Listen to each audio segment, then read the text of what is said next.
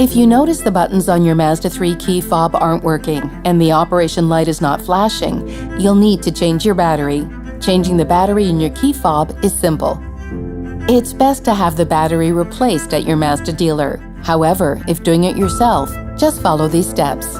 First, press the knob of the key and pull the auxiliary key out.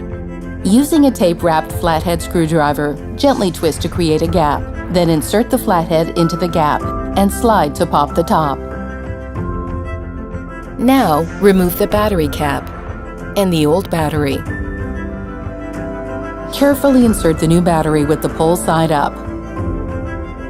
Replace the battery cover. Then close the cover and insert the auxiliary key. You're done.